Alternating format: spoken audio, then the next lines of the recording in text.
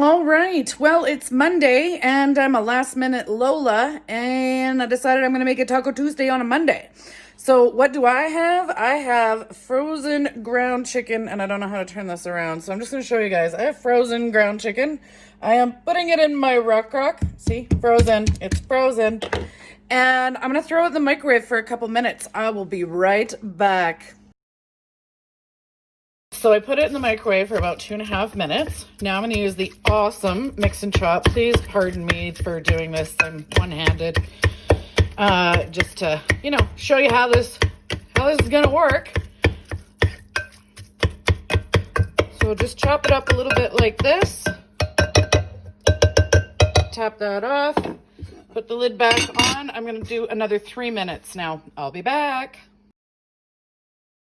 Hey guys, you see, it's all cooked now, and it's not like normal microwave food when it's not in a Rock Crock where it's all uneven and rubbery and all that fun stuff. So now all I got to do is just use the mix and chop the way that it should be, just to get it all nice and ground. I use ground chicken because I don't like the smell of ground beef, so that's just me.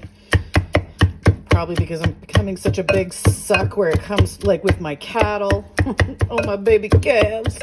Anyways, I'm just kidding. I will still eat a steak, no problem.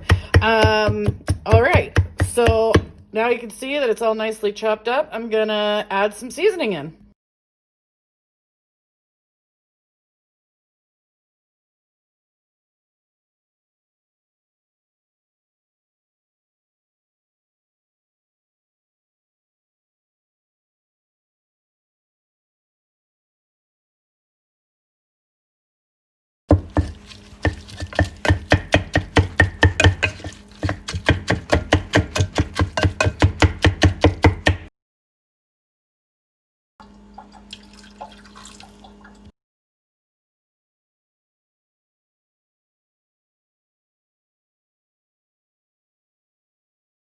I throw it back in the microwave just for 1 more minute with that seasoning and the water, just to get it nice and perfect. And then it's done. Hey everyone, I am going to make my famous salsa for anyone who's ever had it. This is how it's made. For those who have never had it, now you'll have a video on how to make it. I love making this recipe because it uses some of my favorite Pampered Chef tools, including my first 2 purchases, which were the citrus press and the garlic press.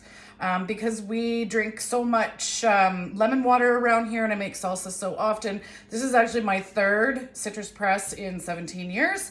And the garlic, we eat a lot of garlic in this house too. This is my 2nd garlic press in 17 years. And I didn't even throw out my old ones. They're at the cabin where we spend less time right now.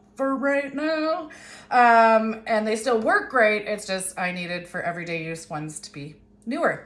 Anyways, and I also love using my manual food processor to make my salsa because it is more like a pico de gallo, as opposed to what you would buy in a jar in the store.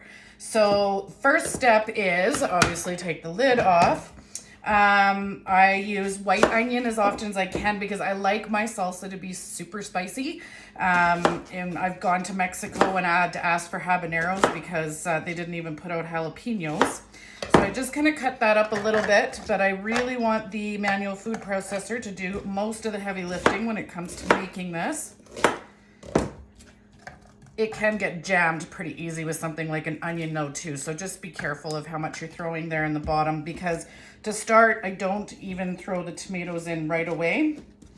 Green onion, depends on how much you like green onion. I just do a quick chop on that and I will be throwing it in as well. And then my cilantro, I always keep in the herb keeper. I've had this cilantro now for over a week. And you can see how nice it's keeping it, and it's not like some kind of black mush sitting at the bottom in a bag. I was so frustrated by that because it's not like cilantro is super cheap. And if you didn't use it all in one day, by the time you went back to it, it was now like a disaster. So I would start with those ingredients. Just flip the lid on, make sure everything's all lined up. And then you kind of want to give yourself a good bicep workout. You want to be really aggressive with this to get the nice chop.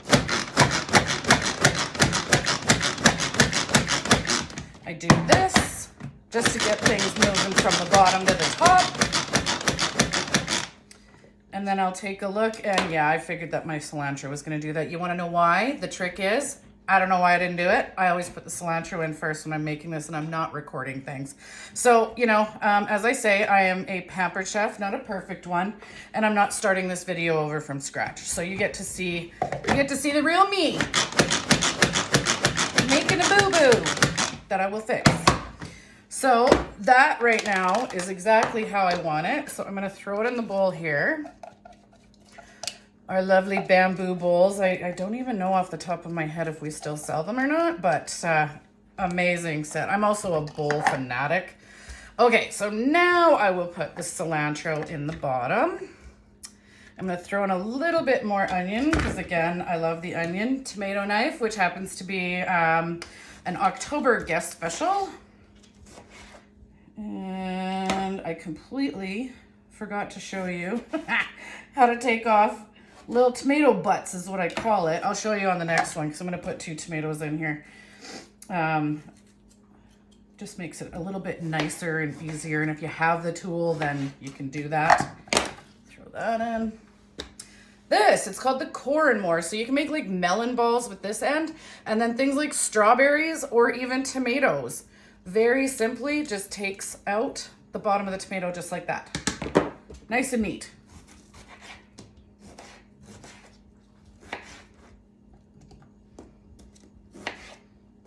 It's really funny. If you guys could see the other side, which I can't really show you right now. I have 2 cats and they're being very attentive audience members right now. Anyways, back to chopping this up.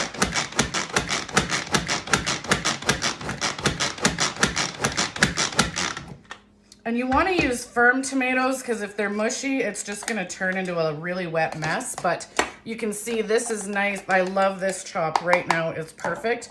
And of course now my cilantro, because it was sitting at the bottom, also got finely and nicely diced up for me. So I'm going to put all that here in this bowl. And before I start mixing things around, what I am going to do is, I wear contact lenses, so playing around with chili peppers is not a smart thing to do. So I use the kitchen scissors. It comes with the knife block. If you guys ever had your eye on that knife block, I tell you, it's beautiful and the knives are amazing.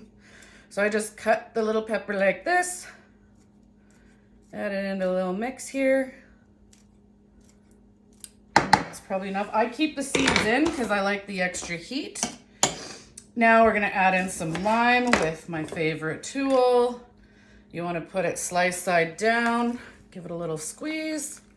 And this thing is really easy to squeeze. I have customers who have arthritis in their hands and they swear by this thing. It really works awesome and it gets all that juice out. And garlic press. So what's great about the garlic press, you don't even have to peel the garlic, just throw it right in there. Go like that. I forgot to take off the Barbie brush. That's what I call it. Totally looks like one. If it stays behind, you can just scoop that out and then just put the little brush right in like this and it pushes out anything so that there's nothing left behind. Dishwasher safe as well. All right, now also some salt and pepper. And I do absolutely love our salt and pepper grinders. I then throw in a little bit of cumin. And my secret ingredient happens to be from Epicure. It's the Poco Picante seasoning. Just put a little dash of that in there. And then I'm gonna just mix it all up. And now I have a perfect batch of pico de gallo to go with my taco dinner for Taco Monday, not Tuesday, guys. No, I was craving tacos today. So there you go, just like that. Fresh salsa, made at home, no preservatives, and everyone will love it.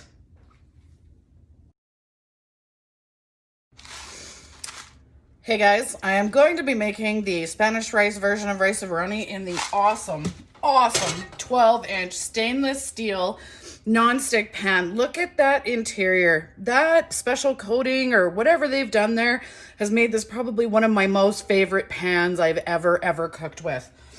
Anyways, I'm gonna do this as a time lapse thing, but I start off by throwing the butter in, and guess what? Now you get to watch the rest on time lapse.